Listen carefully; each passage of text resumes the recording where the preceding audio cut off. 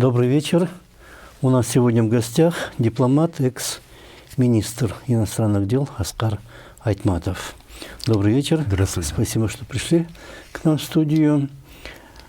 Как вы отметили 8 марта и как вы следили за событиями? Что можете сказать про вчерашний митинг? 8 марта для всех, для нас, кыргызстанцев и вообще людей на постсоветском пространстве, один из самых светлых праздников, когда мы говорим нашим любимым женщинам то, что должны сказать, что они прекрасны, что они самые любимые, что они самые замечательные. Однако этот праздник 8 марта в этом году был омрачен теми событиями, которые произошли на площади Победы. Я имею в виду разгон мирного шествия наших женщин. Все мы видели кадры, как это все происходило, как действовали провокаторы, одетые в санитарные маски и акалпати, как действовала наша доблестная милиция. Естественно, очень жалко наших женщин, активисток. Они поднимали отнюдь не искусственные, не надуманные проблемы. Это домашнее насилие против женщин. У всех сейчас на слуху те вопиющие преступления, которые совершаются против жен, дочерей, то, во что может превратиться мужской шовинизм, буквально каждый день мы являемся свидетелями. Они хотели привлечь внимание к этой теме, они хотели, чтобы их голос был услышан, они хотели объединиться, почувствовать свою силу, осознать то, что они могут повлиять на ситуацию в обществе. По большому счету я восхищен этими женщинами, этими активистками. Когда я вечером вчера просмотрел видеоролики, мне вспомнилось произведение Чингиза Айтматова «Джамиля». В «Джамиле» это его раннее произведение нашего писателя. Это своеобразный гимн свободной кыргызской женщине, ее любви, ее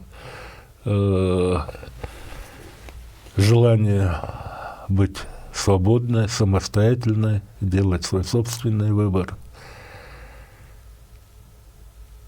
И я смотрел на тех женщин, которых оскорбляют, избивают, которых милиция грубо затаскивает в автобусы, чтобы увезти в отделение, как на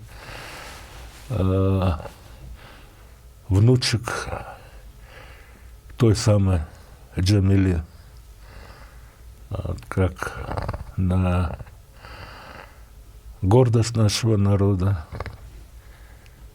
Очень жалко, что митинг таким образом закончился.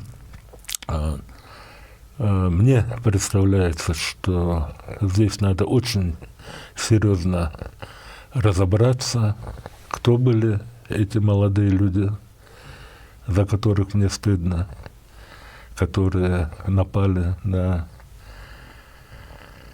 женщин, которые являются их матерями, их сестрами. Вот. Почему они себя так вели? Почему милиция бездействовала? Почему милиция предпочла оставаться сторонним наблюдателем, когда произошло нападение на мирное шествие, а уже после того, как эти молодые люди удалились, они стали без излишних политесов, как скот, загружать их в автобусы и увозить в отделение милиции. Здесь много вопросов. Я думаю, что правительство, наши правоохранительные органы должны тщательно разобраться в причинах такого вопиющего, возмутительного отношения в женский день 8 марта к нашим женщинам-активисткам. Ну и по большому счету это свидетельствует о том, что, наверное, не все в порядке в нашей милиции. Почему-то они здесь решили задерживать жертв, а не нападавших. Вот. Почему-то другие какие-то митинги, я вспоминаю антикоррупционные митинги в декабре, Да. они обходятся без таких эксцессов.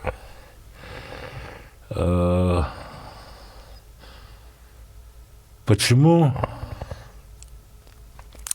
здесь много вопросов?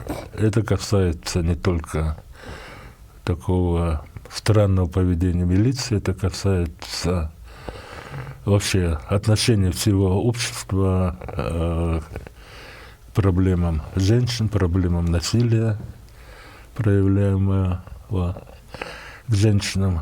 Ссылаться на то, что у нас все-таки сильно влияние традиций патриархальных, наверное, не стоит. Речь идет о том, чтобы соблюдались законы, соблюдались принципы гендерного равенства. То есть это очень серьезный звонок и правительству, и обществу, ну и мужчинам. Это позор не только для правоохранительных органов, для тех милиционеров, которые там были, но и для всех мужчин нашей страны.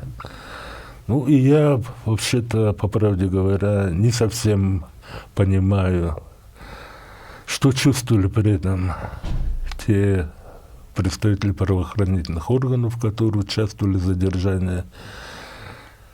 Как мы все прекрасно знаем, это общенациональный праздник, практически все его отмечают, практически все собираются, говорят своим женам, своим женщинам, коллегам красивые слова. За несколько дней вперед. Да, какие прекрасные женщины, как они их любят. И буквально через несколько часов после этого они идут и так все по-хамски ведут в отношении активистов. Это мне в голове не совсем укладывается. По многим опросам милиция очень коррумпированная структура. Мы знаем много фактов, да, как они подбрасывают наркотики, там, например, или выбивают показания под пытками, или там заставляют признаться невиновных людей в совершении других преступлений и так далее. Очень много. А тут, получается, явное насилие, вот эти молодчики, да, которые налетают, и стоит милиция. Мы можем предположить, что это сама милиция все это организовала, провокацию. К сожалению, создается такое впечатление, хотя у нас сейчас могут быть только предположения, догадки какие-то. Я еще раз хочу повторить, что, как мне представляется, обязательно должно быть самое серьезное, самое тщательное расследование этого вопроса. Это позорище. А кто будет проводить расследование? Самой милиции поручат? Ну, ворон ворону, как известно, глаз не выклюет. Для этого у нас, по-моему, достаточно различных контрольных органов. Ну и у нас есть институты гражданского общества. Кстати, об институтах гражданского общества я читал комментарии к видеоотчетам о вчерашних событиях на площади Победы. Большинство, конечно, они комментаторов с осуждением относятся к действиям этих молодых людей, к поведению милиции, но и встречаются среди них комментарии в том духе, что якобы активисты они сами спровоцировали подобное столкновение, что они являются проплаченными стороны других государств. Запада. Да, стороны других государств Запада участницами какого-то действия. К сожалению, вот эта тематика дискредитирования неправительственных организаций, она как бы постоянно действующий фон. Когда власти или части общества не нравится деятельность тех или иных неправительственных организаций, обязательно их обвиняют в том, что они финансируются Западом, что деньги приходят от них. А правительство само откуда получает средства? Вот я как раз об этом хотел сказать, что наше правительство само получает от тех же стран, от тех же международных институтов средства. Вот. Те средства, которые получают наши НПО, я в свое время достаточно тесно и активно сотрудничал с ними. Я имею представление о том, какой существенный вклад они внесли, наши неправительственные организации, в создание основ гражданского общества, в демократизацию страны, какой важный вклад они вносят в дело защиты прав человека, в охрану экологии. Наверное, не стоило бы нам постоянно их обвинять в том, что они ведут какую-то подрывную деятельность за западные средства. Надо, наверное, объективно относиться к их деятельности. Они играют достаточно большую роль в нашей общественно-политической жизни и вносят довольно существенный вклад в развитие нашего общества. Там были и другие женщины, которые, наоборот, их никто не трогал, то есть заранее милиция как бы знала, кого можно трогать, кого нельзя. И потом, когда уже увезли многих активистов в милицию, они там раздавали интервью на площади, стояли и очень агрессивно так говорили про тех активистов. И одна из них вот выступала, говорила, что мы не позволим там Западу на эти западные деньги, чтобы рушили наши семейные ценности, наши национальные ценности, что кыргызский народ такой великий. Вот, и непозволительно, чтобы кто-то портил вот этот имидж и так далее. Настолько наши ценности кыргызские отличаются от общечеловеческих? У нас действительно есть свои национальные ценности, которые характерны нашему народу. Насколько они отличаются от общечеловеческих, наверное, это большой знак вопроса. Общечеловеческие ценности, как уважение свободы, как приверженность демократии, как приверженность принципам соблюдения прав человека, они являются универсальными. Я не вижу в этих ценностях ничего, что не было бы применимо к нашему народу, и не вижу причин, почему мы должны от этих ценностей отказываться. Что-то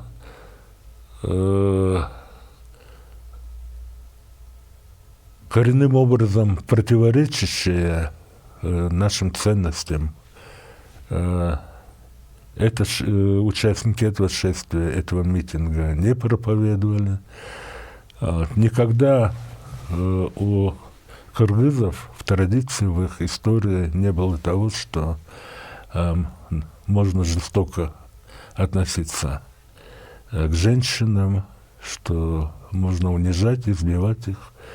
Для меня это большое, не совсем понятно. Для меня это большой вопрос. Что такого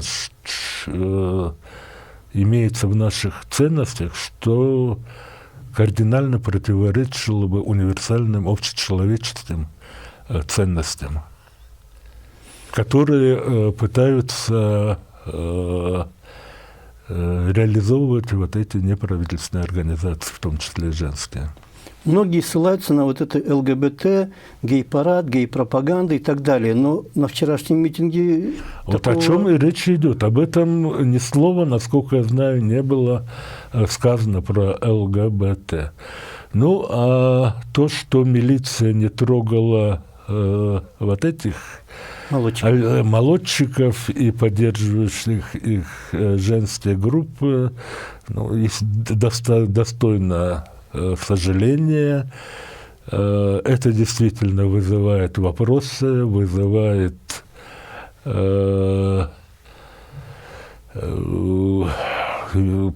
предположения, выводы о том, что это было заранее все срежиссировано, и что милиция действовала с ними рука об руку.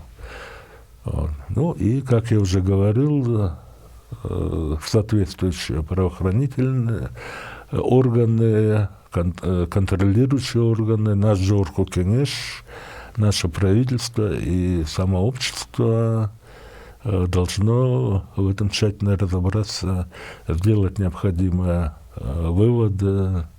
Ну и те, если там речь шла о какой-то заранее запланированной провокации, то ответственные должны нести какую-то ответственность за это. Это позорище. Мы были ославлены на весь мир. По-моему, все ведущие мировые средства массовой информации поместили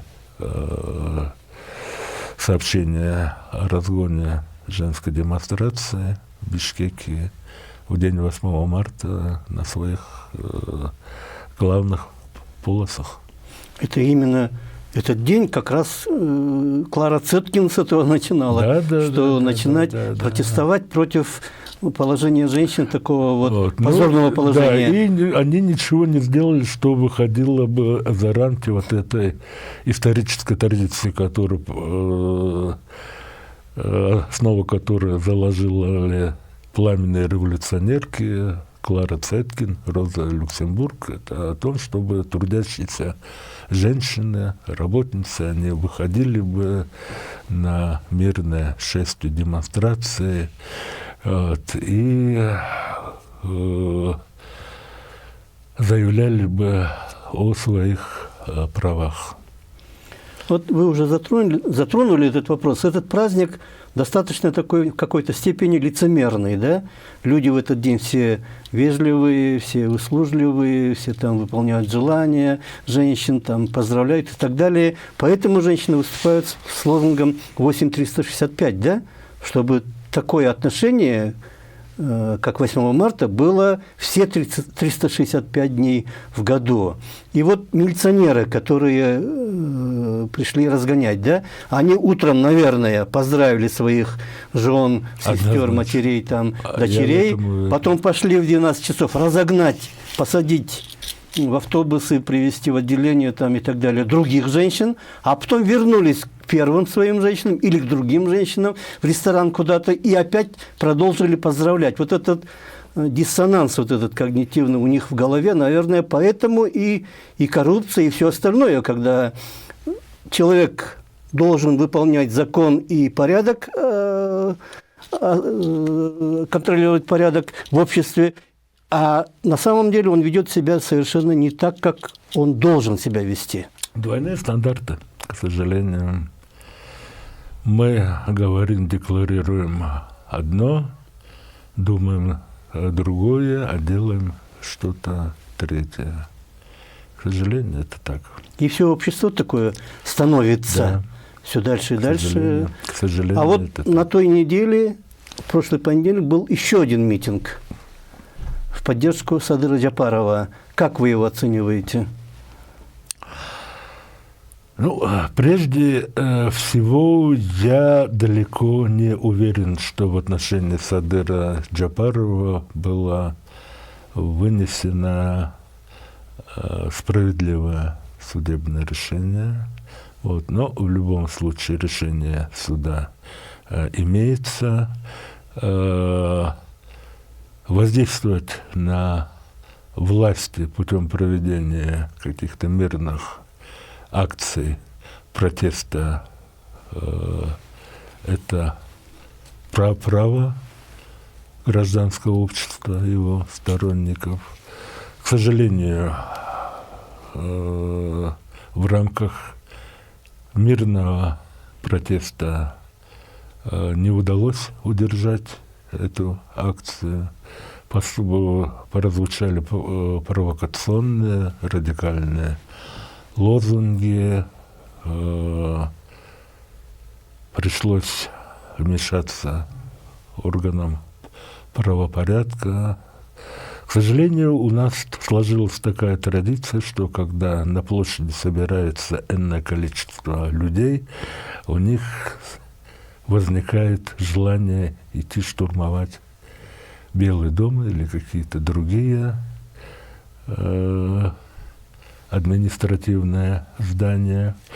В этой связи мне вспоминается высказывание одного моего давнего индийского друга. Сейчас он ушел на покой, живет в отдаленной сельской местности в Индии, но до этого он был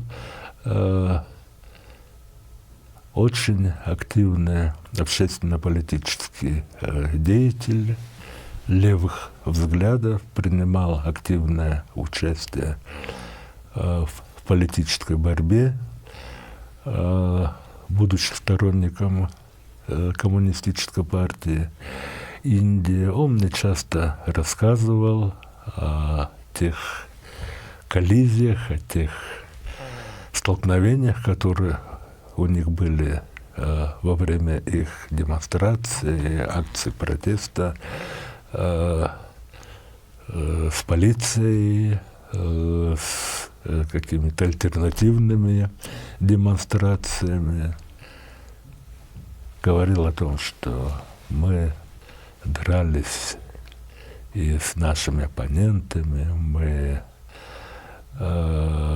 сопротивлялись иногда очень активно полиции, но ни у кого из нас, ни у нас, ни у наших руководителей никогда в голову не могла прийти мысль о том, что можно пойти разгромить там полицейский участок или захватить здание правительства. Дворец губернатора. Просто в голову такое не могло прийти, что можно таким образом поступить, что можно посягнуть на какие-то символы индийской государственности. К сожалению, у нас немного другой менталитет в этом плане. Ну, а две революции, которые мы пережили, они засвидетельствовали, что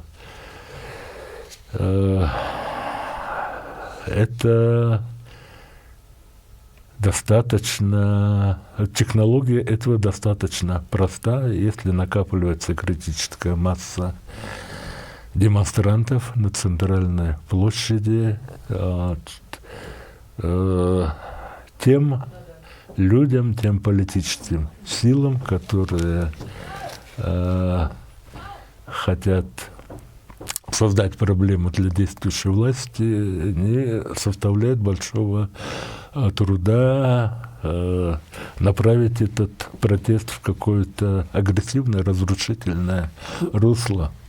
К сожалению, это есть. Для того, чтобы избежать в дальнейшем этого, естественно, необходимо, ну, во-первых, чтобы у нас были сильные, натренированные правоохранительные органы, которые жестко, но в рамках закона могли бы пресечь подобные попытки. Ну, а во-вторых, очень много зависит от организаторов. Они должны нести ответственность за то, чтобы те акции, которые они инициируют, они проходили в мирных рамках. Ну и, естественно, это вопрос политической культуры. У нас мало времени осталось, да. Буквально 3-4 минуты. Вы сами судились? Я сам судился. И еще суд, первая инстанция прошла. Первая инстанция закончилась. Первая инстанция, она не удовлетворила мое исковое требование в отношении того, чтобы признать обвинение меня в терроризме, чтобы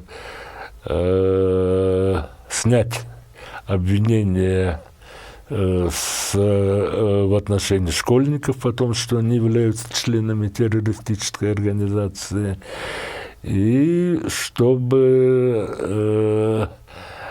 опровергнуть обвинение в том, что те деньги, которые родители платят за своих детей, которые обучаются в школах образовательной системы САПАТ, частично идут на финансирование террористической организации. Суд был 2 марта, прошла неделя, пока я не видел решения суда, письменного решения суда, в которых было бы обосновано, по какой причине суд отклонил мое исковое требование. Поэтому пока рано говорить о том, согласен я или не согласен с этим решением суда. После того, как я увижу письменное решение суда, наверное, тогда я смогу дать какую-то оценку решению наших судебных органов. Но в любом случае я буду подавать на апелляцию и обращаться в вышестоящую судебную инстанцию. Мгм. Это в отношении посла Турции, Это в отношении но как гражданина, посла не Турции. как посла. Как, да? как гражданина, да. У нас уже время подошло к концу. Желаем вам успехов в Спасибо этой большое. судебной баталии, что еще раз показывает состояние наших судов, да, все это и правоохранительных органов. Я сейчас насчет своего суда не хотел бы ничего говорить, поскольку я не видел письменно оформленного решения, и в котором указывалось бы, по какой причине мой иск не был удовлетворен. Спасибо вам большое. Спасибо У нас вам. в гостях был Оскар Айтматов, экс-министр иностранных дел. Спасибо. Спасибо вам. До свидания.